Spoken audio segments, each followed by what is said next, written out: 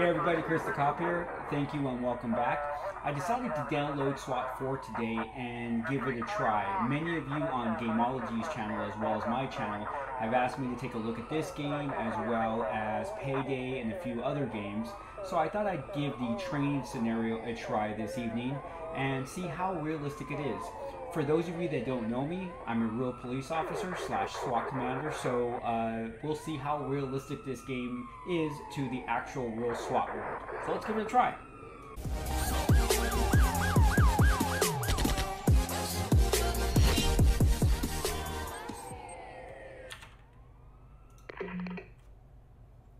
Alright. Welcome to the Riverside Training Facility. I'm Lieutenant Sonny Bonds.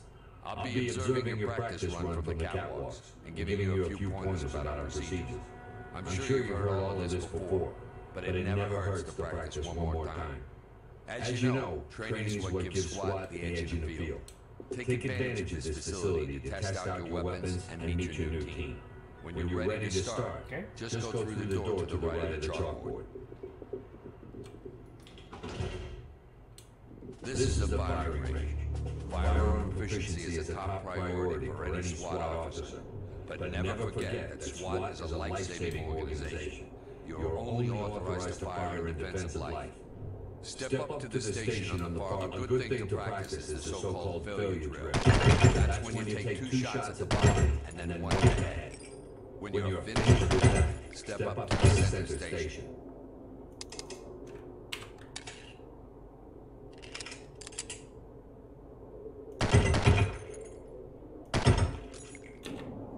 Okay, so a couple things right off the bat. Reloading, much faster than that. As a matter of fact, we keep track of how many rounds we are firing so we can do a tactical reload so we never go dry. That's the first thing we do. Number 2, it's not called a so-called failure drill. A failure drill is a very real police tactic. It's designed to shoot 2 rounds, center body mass at the chest, and then if that fails, you put 1 in the head. That's designed if we don't know if the suspect has body armor. So you shoot them twice in the chest. If they don't go down and they're a threat, you're going to shoot them one last time in the head, because a lot of suspects don't wear helmets. If you watch clips of the North Hollywood bank robbery back in the early 90s, you can see how these suspects were heavily armored, and LAPD's 9mm rounds and shotgun rounds could not penetrate the body armor. So that's the reason why we have a failure drill. So let's move on. Let's see what else we got. Your pistol is your backup weapon, usually used when you're in a bind and don't have time to reload. At this range, pistols and shotguns become less accurate, and it's often best to use a submachine gun or an assault rifle.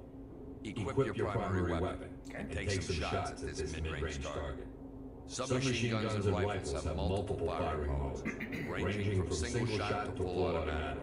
The M4 fires in semi and full auto modes, while the submachine gun has semi-auto and a 3-round burst. When you're done, move down to the long-range station.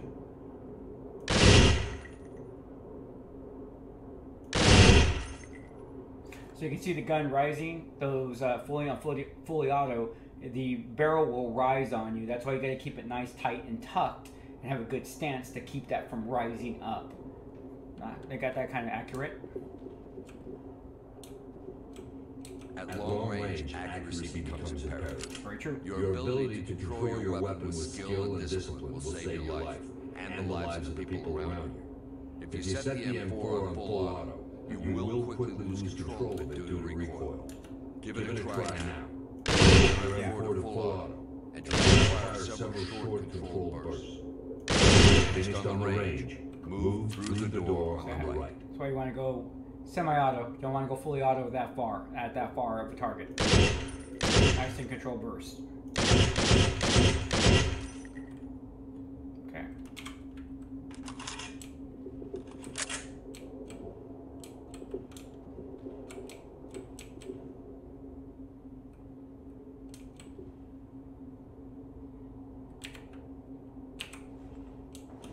Did I miss something?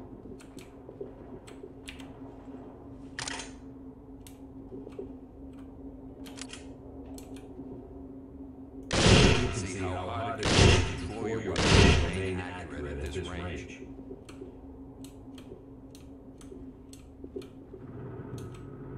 Okay. Can I go in?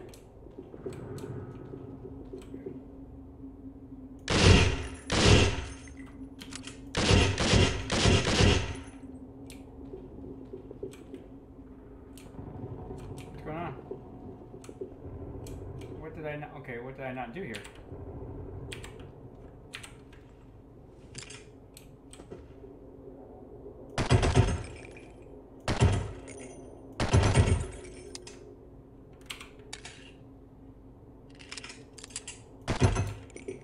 Oh, okay.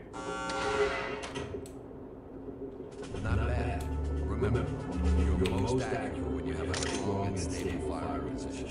When you try to move and shoot, your accuracy is going to suffer. The faster you move, the worse your aim will be. Your accuracy will be highest when you're standing still and crouching. This portion of the range is for firing at multiple targets behind cover. Try moving and firing at them to get a sense of just how movements affect your accuracy. When you must move and fire, keep in mind that moving smoothly at a constant speed will give you better control of the weapon. Remember, smooth and accurate, smooth and accurate. When you're done,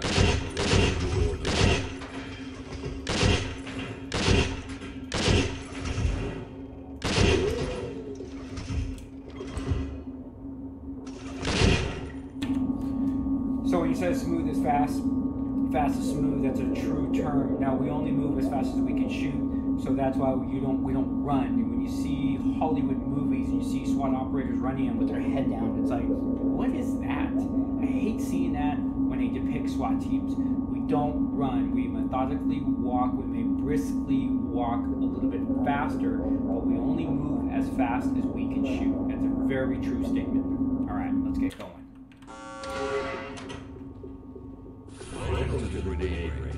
Practice throwing your non-lethal grenades for a while. You can test your accuracy by throwing them through windows on the structure. You can also test their effectiveness by throwing them at Cadet Wilson. Wilson has volunteered to experience precisely how non-lethals affect suspects in the field. You ready, Cadet? I guess so. Cheer up, kid. We all had to do this once. It'll only sting for a few hours. Are designed to disorient people with a very loud bang and an extremely bright flash. If you don't look away from the detonation, you can get blinded too. So that's the theory behind a flashbang. Is it flashes, disorientating you, it sends a concussion out that kind of stuns you and disorientates you. So that's what it's designed for. Now we normally don't throw them at someone, we'll throw them in a corner because they can still hurt someone. As a matter of fact, one day on the range, one of our operators, by maybe a mistake, we still don't know whether a flashbang blew up on them. Now mind you, the flashbang's effective at 8 feet away, 6 to 8 feet away. Can you imagine having that thing blow up on your vest? He's okay, he's back to work now, but once again, it just goes to show you that accidents do happen. Yes, we all have suffered flashbangs. As a matter of fact, I will upload a video next time showing you me getting flashbang. It's kind of cool. All right, let's switch to CS gas. Yes, on CS gas, we all get gas. It sucks. And we sometimes still train with it so we can clear our masks and remember how to clear our masks in case we go into an environment where there is CS gas. All right, so let's try this out. Oops, it's number 4.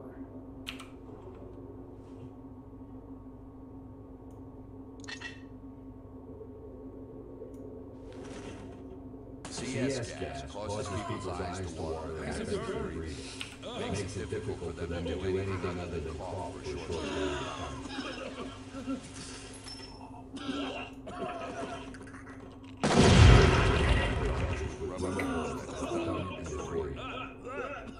Okay, so stun grenades Great. are awesome. Let's continue. Little rubber pellets about that big blow out of them. Not that many. That was a lot. It's like maybe a dozen of them.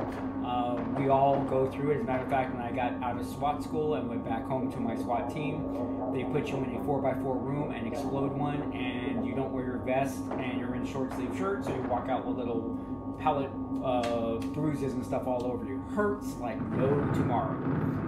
That's actually what they look like in that picture right there too. So it's kind of neat. All right, let's move on. Oh, let's throw some stuff through some windows.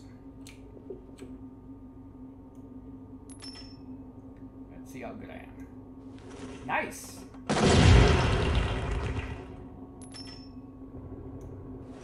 Ooh.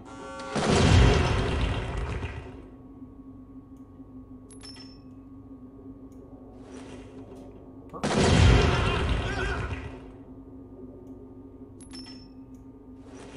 Ooh. Ow. Ow. Okay, we're done. Just so you know, not all of those beanbag or the grenade ones have CS gas. Some do, some don't. So they're not all of them have CS gas. Go ahead and try this door. I like it before you got it. We have multiple tools for handling a locked door. The first is picking it. Good when you want your entry to an area to be quiet. Pull out your toolkit and use it to pick the lock.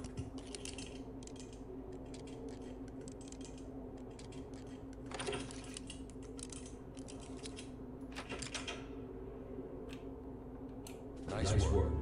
Move on to the next door. We'll use a breaching charge on this one. Okay, we're going all out on this one. Pull out your C2 charge and let's blow this thing open.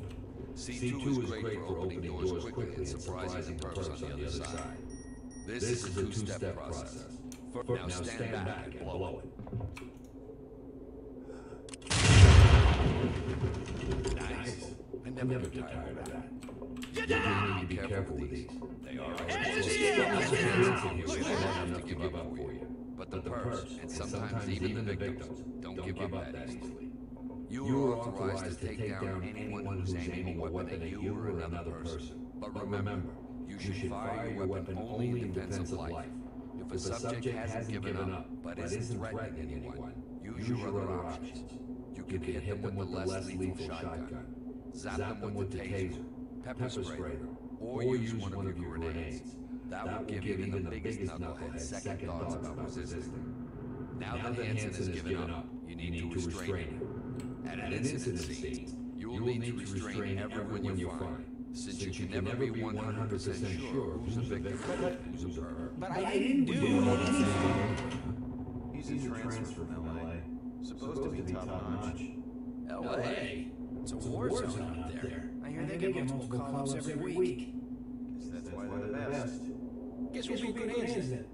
You won't be in anybody's hands if you don't pipe down. Well, the team is eager to meet you, so let's get going. Move into the next room. Okay, so two things. Going back to that explosive breach, we don't have anything like that that goes on door handles like that. We do at my team, but there are other teams that have a depth cord that they can make a hole in the wall, but we don't use any type of explosive breaching.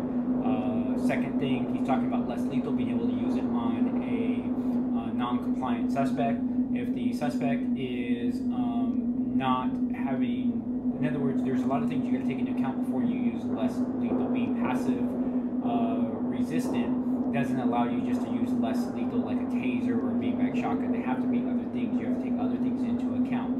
What is the crime? What is the size of the suspect? What's the size of the officer? What does the backdrop look like? Is help around the corner? So many different things have to come into play that an officer has to make those decisions and has to answer those questions within seconds. Yet later on, we'll watch a YouTube video where everyone gets the Monday Night Quarterback, the officer's reaction to the situation, which is not fair because we get split seconds. We get seconds to decide on what we're going to do. And that's just a few things that we have to think about when we use any type of force, including lethal force. All right, let's go on. If you're going to lead a tactical element, you better start working with them. The team is in the room to the right. Order them to fall in. Let's see how you work.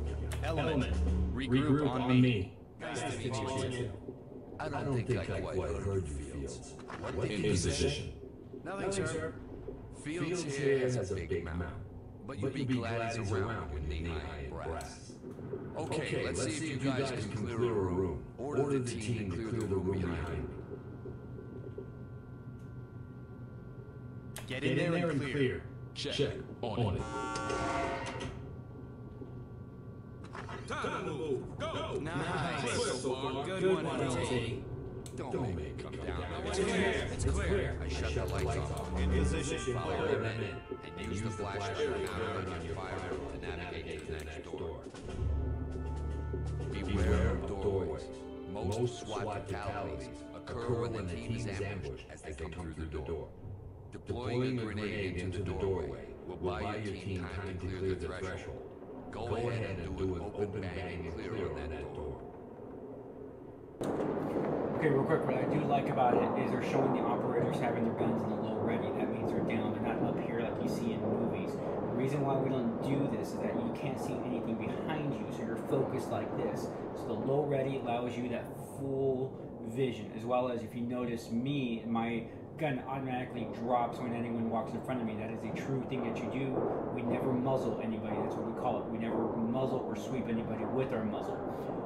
As far as the opening this door and throwing a bang in there, yes, that is an option, but once again, we got to take a lot of things into account. Are there children in the house? Are there elderly people in the house? We're probably not going to throw a flashbang into the room if those, if we know, if intelligence has told us that there's children or elderly. So it is an option, but we also have mirrors, we also have shields, so there's various different ways that we would actually go into a room. This is just one way, so don't think it's the way we always do everything.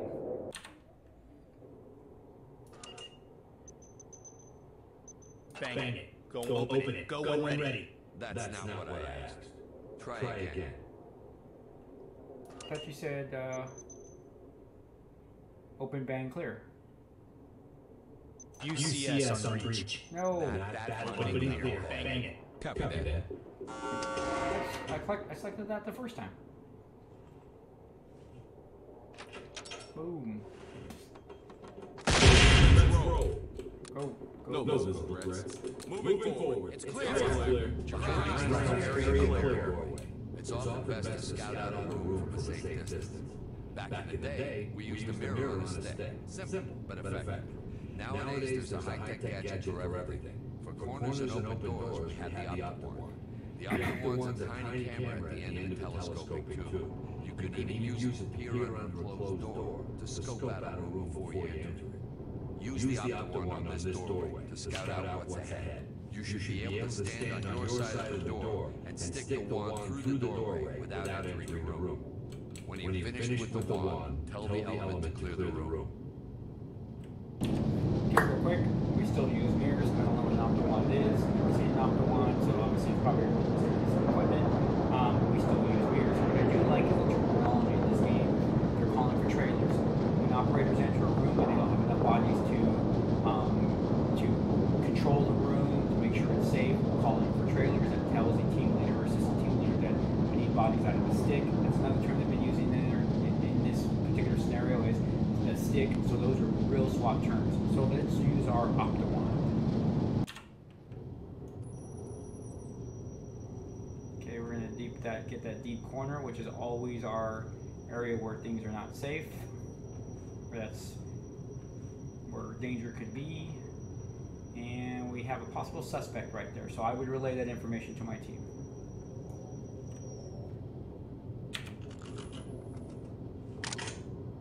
Moving clear. Copy. On it. Go. So far, so Clear. Trailers. In position. Clear. Okay. When the team discovers a hallway while clearing, they will enter it and wait for you. This prevents the team from becoming overextended. Have them fall in, and then move up to the intersection. What the hell was that for? Stay with me. I'm on point. That's not what I asked. Try again. Fall in. Fine, wise guy. Figure it out yourself.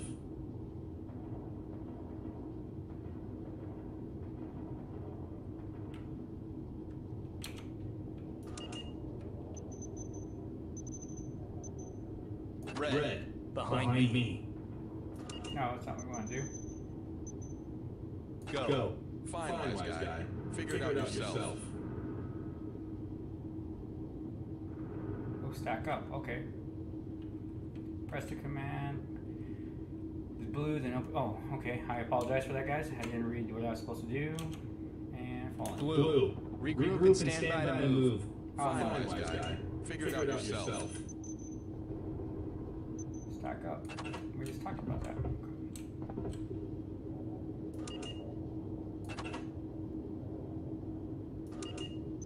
Stack up and check the lock. Fine, wise guy. Figure it out yourself. Are you saying blue team? Get ready on the door. Check it. Got it. Oh, my bad. Good. Now tell the red team to fall in and move down to the other door. Doors unlocked. Red team. Fall in. Check. Rejoining you. Okay. You can keep tabs on your officers In position. separated by observing their movements through the helmet cameras. Check out what Blue is seeing right now. When you're ready, move into the next room, and then we'll start. So on this, not a big fan of separating the team, because then you have what we call blue on blue issues where operators can run into each other, but it does happen. Not really a way that we would go down this hallway. We have a couple different options where we would hold the hallway while we check out the door. But yeah, I'm not a big fan of this tactic. It could be a real tactic for some teams. It's not a tactic for my team. Since you can essentially see through their eyes, it's not hard to command them from a distance. Tell the blue team to move and clear through the door they're covering. Okay.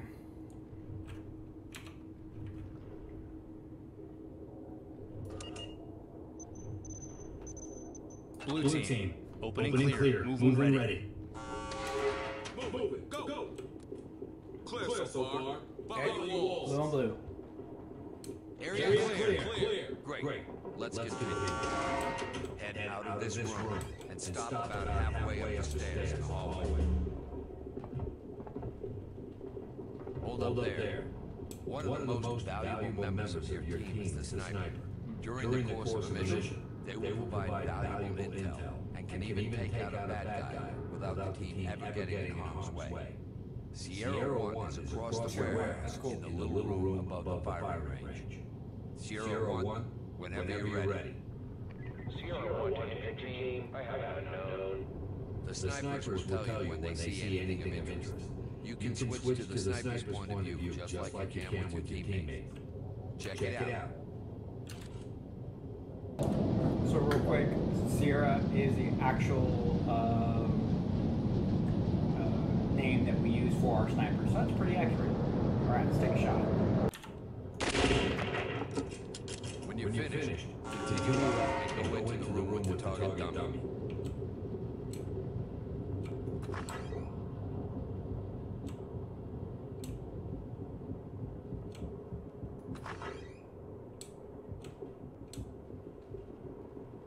Sweet. Donuts. Nobody told me to eat donuts. How can you eat that trash, man? That crap will slow you down in the field. At least there's more to his diet than just me. Don't knock it till you try it, bro. Element. Regroup on me. Copy. On our way.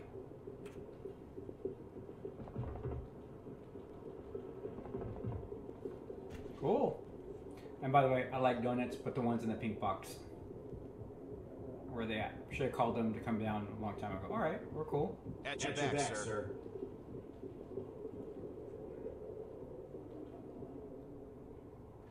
Is that it? Is that all we can do? Police! Put your hands up! No? Okay.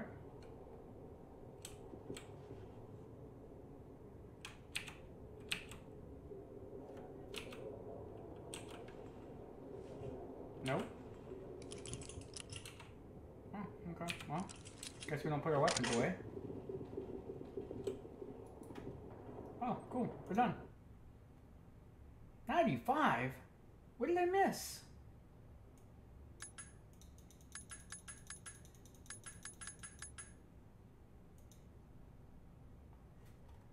I'll have to go back and take a look at that. Okay, so how realistic? Pretty realistic as far as terminology, some of the tactics they're using. Now, I don't like the way they opened going through the doors. So as you guys can see, I went kind of button hooked and took a look behind the doors right away. But so far pretty good. I'm actually pleasantly surprised. So I think I'm really going to enjoy playing this game when I'm out playing LA Noire. Yeah, kind of cool. I'm not really happy about the 95 out of 100, but what can you do, right? First time playing. Ladies and gentlemen, thanks for watching. I hope those of you who have been looking forward to SWAT 4 just got a brief taste of that, and I'm kind of excited to see what's next. If you like what you're seeing, hit that subscribe button and also hit that bell notification for instant notifications, because you just never know when I'm going to wake up at 2 o'clock in the morning and start streaming. Take care of yourself. Take care of one another. Thanks again for your support, and thanks for watching. This is Chris the Cop.